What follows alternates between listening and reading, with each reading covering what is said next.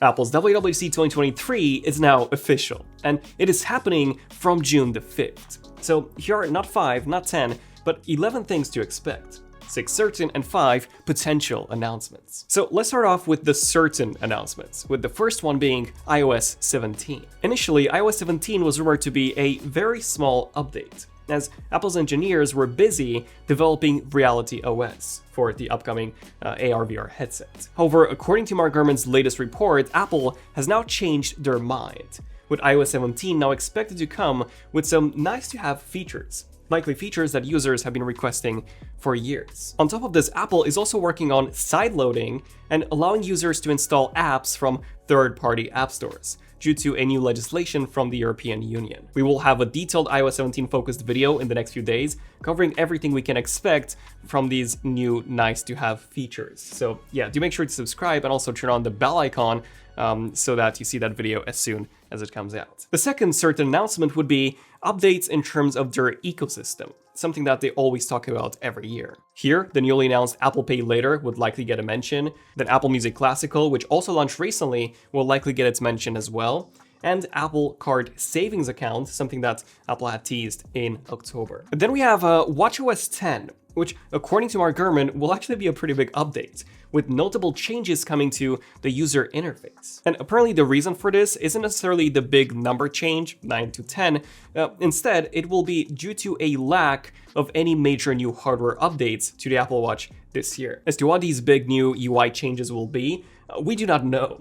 Personally, I would like to see a redesigned workouts app, as finding the workout that you want is quite tricky at the moment with so many workouts available, and customizing the workout is even less intuitive. But regardless of what they change, I am quite happy that everyone using a recent Apple Watch model will get to enjoy a fresh coat of paint. The fourth certain announcement is health, something that Apple always talks about each year. This usually links with the watchOS presentation, and here the biggest changes are likely going to be related to that UI redesign that watchOS 10 is set to bring to the table, and I wouldn't be surprised if Apple even brings the health app to the Apple Watch, giving you a bird's eye view of your overall health. At number 5, we have macOS 14, and we haven't really had any leaks on this at all, so I would guess that unlike watchOS and iOS, this would be a very minor update, especially considering that Ventura was pretty major, with features such as Freeform, a redesigned settings panel, the continuity camera, and my favorite feature in macOS in years,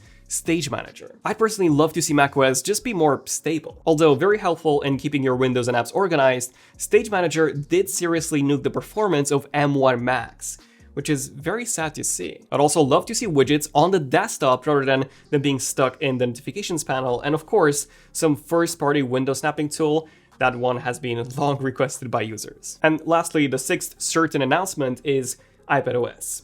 And just like macOS, nothing has been leaked here, but it's extremely likely that whatever nice-to-have features Apple adds to iOS 17 will also make their way onto the iPad. These 6 announcements are definitely happening, so now let's talk about the 5 potential announcements. And the first one here being Apple's AR/VR headset, to which I'm going to give a 90% chance of being unveiled at WWDC. This has been rumored and leaked for so many years now, like we've made a ton of videos and so many concepts over those years, with our most recent one being what we believe to be the closest to the final design. It was initially set to launch in January, with Apple hosting a dedicated event for it, but due to production delays, it got pushed to what Mark Gurman believes to be a WWDC launch. And Ming Chi Kuo is a bit more skeptical here. He says that the headset got pushed again to the end of Q3 2023, due to Apple's uncertainty that this will create an iPhone-like moment once again. Kuo also states that Apple's a bit concerned about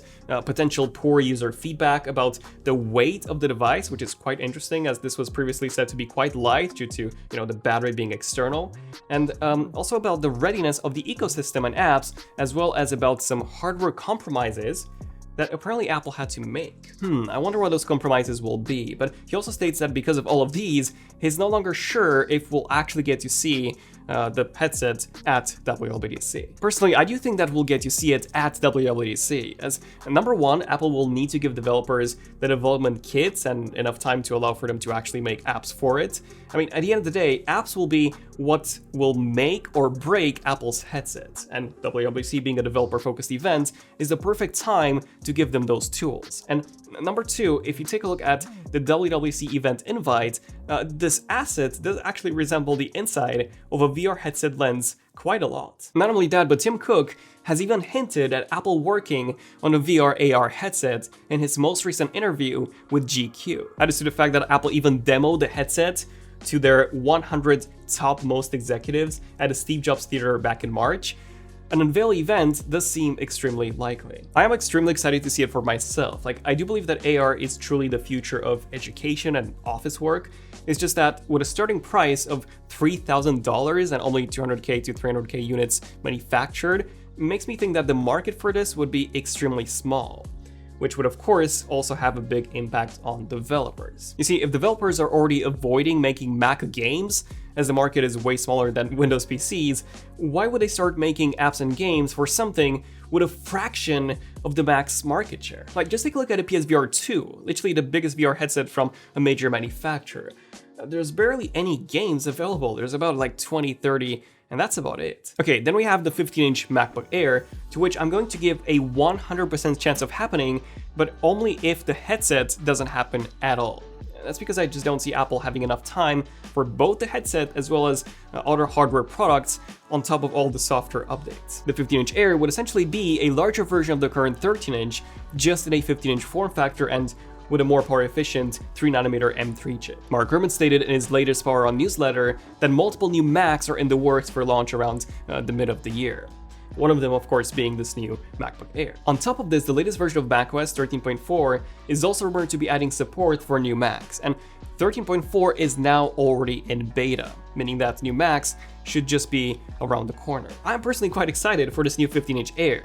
With that even more efficient M3 chip and the larger battery, this could be the longest lasting MacBook yet. The third possible new announcement is of course an updated 13-inch MacBook Air, also with the M3 chip, to which I'm also giving a 100% chance of happening, but again, that's only if Apple does not unveil the headset. It would make sense for this to be unveiled at WWDC, as the current Air was also revealed at the previous WWDC alongside the M2 chip. However, we should also remember that between the launch of the M1 chip and the launch of the M2 chip, there was a gap of about a year and a half. And of course, if we do indeed get a new 13-inch and 15-inch Air with that new M3 chip, it would also make sense for Apple to finally update the iMac with the M3 chip as well, which is indeed said to be in the late stages of development. I'm going to give this one a 50% chance, as there are some rumors suggesting that it won't launch until late 2023. The M3 chip is rumored to be the only change with this new iMac, with even the colors remaining the same. And lastly, we have the new Mac Pro, Apple's last remaining Intel Mac. I'm gonna give this one a 30% chance, as even if Apple doesn't announce the headset, I still think the M3 chip and the M3 Max will take priority over the Mac Pro's launch, which would only appeal to a very small subset of people. The recent rumors are pointing towards the same design as the 2019 model, and almost no upgradability aside from the storage due to the limitations of Apple's silicon. The only advantage in this case would be the M2 Ultra chip, which is said to be exclusive to the new Mac Pro. However, as soon as the Mac Studio gets the M2 Ultra, there will be no reason for anyone to get a Mac Pro or for the Mac Pro to even exist due to its ginormous size. But yeah, I would love to hear your thoughts on all of this, and do make sure that you subscribe to the channel for more Leaks Rumors episodes, iOS 17 and iPhone 15 updates videos next. I'm Daniel, it's been ZONEofTECH, and I'll see you guys in the next one. ZONEofTECH, signing out. Cheers.